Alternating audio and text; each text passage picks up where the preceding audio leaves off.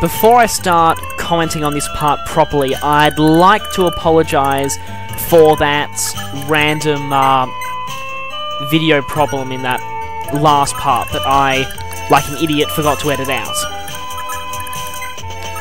That's not going to be happening from now on. Right, now this guy seems a perfect target for, well, I'll weaken him a bit first before I use Ira's hero sword. I don't want her taking a silver lance hit, but... oh well. Well, Finn needs all the experience he can get because, like I've kept saying over the last few chapters, he is going to leave at the end of this one. Well, that wasn't Ira's true potential with that hero sword, but you'll be seeing that later.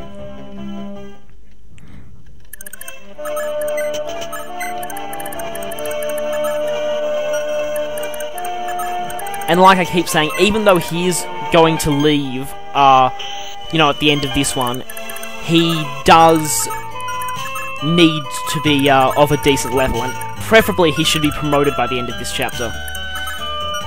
Alright, now there's a lot of mages with fire magic up here. Just gotta be careful I don't get into range of too many of them. Yeah, let them come to you is always the best option, in most cases.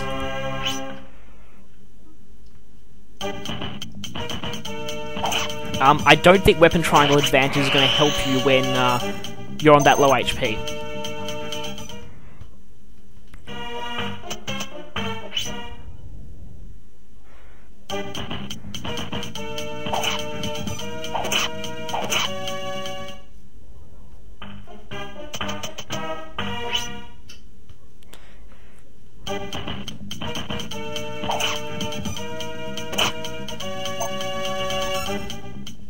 I just realised that in this game it is very possible to gain 0 experience points from a combat even if you kill the enemy. That can't happen in any of the... well, at least in the Game Boy Advance ones you always gain at least 1 experience point even if you miss.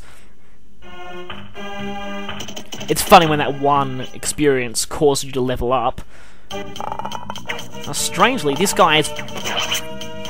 okay, this is officially the stupidest enemy I've seen in this whole playthrough yet.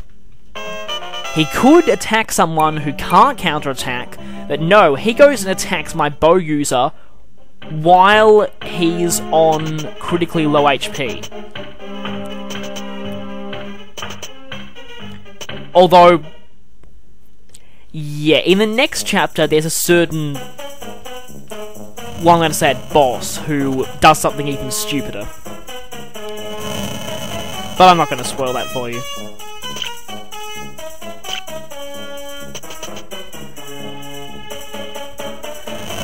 Definitely going to save that top village there.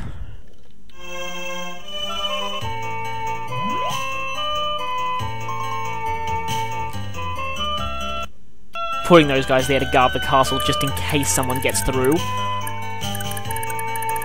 And Jamuka didn't do anything on the left flank at all.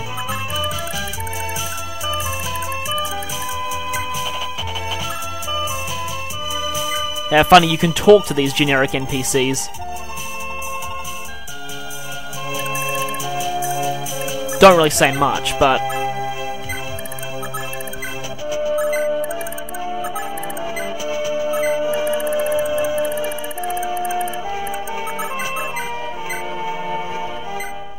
now, even though fire is has the advantage over wind, it is Levin these guys are attacking, so it's pretty much cancelled out.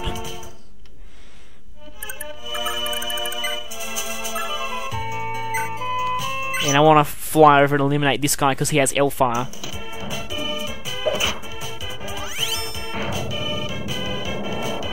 It's a good thing that missed, otherwise we would have been in serious trouble.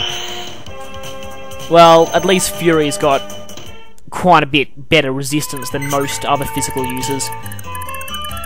It's normally a trait of Pegasus Knights in the series, which, now, is something I find kind of interesting about that. Doesn't really relate to this game, but In Fire Emblem 3, Pegasus Knights have really, really crazily high resistance. In fact, they're practically immune to magic.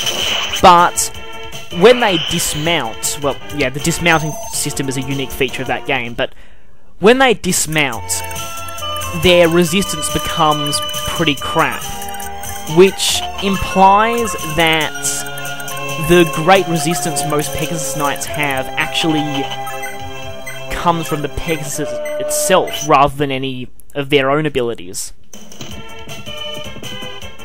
Which I guess does kind of make sense.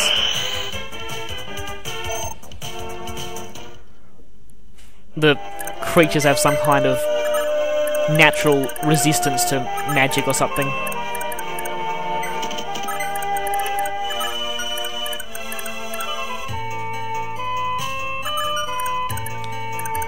And now most of the threats of the initial attack are gone.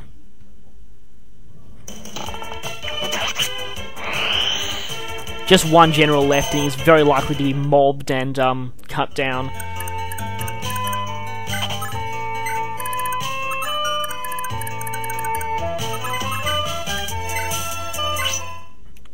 Using the Thief Sword for a bit of extra gold. Yeah, I probably should explain the reason why I sold that Thief Sword to Sigurd. There's a certain event that, well, what it is actually a pretty big spoiler, so I'm not going to exactly mention it now, but around the beginning of Chapter 5, Sigurd is going to be suddenly in need of a lot of gold. And I mean a lot. So, you know, I'm giving it to him just to help with that. And I'm having Quan give Ethlin his money for a reason that won't become apparent until the end of this chapter. Basically, even though Quan and Ethlin are going to be leaving after this, they will pass on their items to their children. Now, there's a certain item I want their son to inherit, but Ethlin needs enough gold to buy it. Once I get to the end of this chapter, I'd like to explain a bit about that, because it's important they inherit the right items. Speaking of which, you know how I said before that the son generally inherits from the father and the daughter inherits from the mother? Well, for Quan and Ethlin, the roles of the parents in that regard are reversed.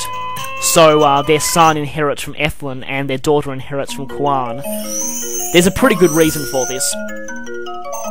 Well, it's the classes of their children, but I don't want to spoil the actual classes of the children though, so yeah. Please don't activate Great Shield. Even generic enemy generals are all going to have Great Shield.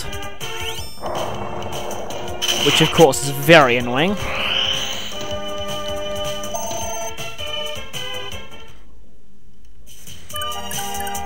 Well, at least enemies don't have skills like Astra.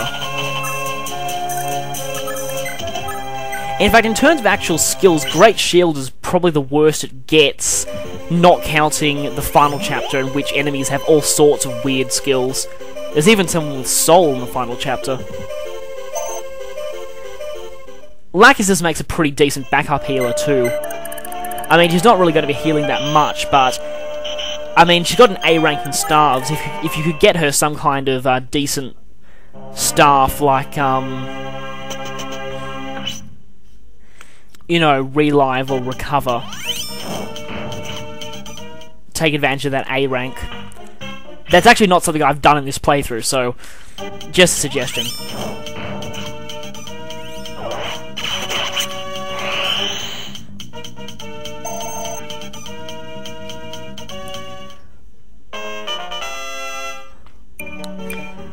Yeah, Levin is awesome. What basically happens to this group of enemies is classic Levin.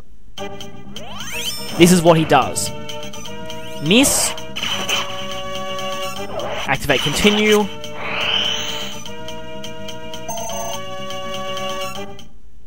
And repeat.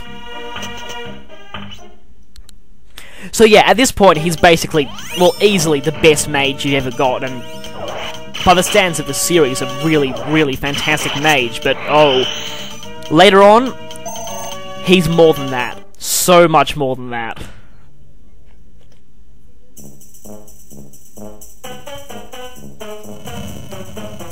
And now that the initial attack is over, we can rush to those two villages. Don't really need to worry about the top villages. We'll be there long before they get attacked. Finn's already on that village, so that's fine.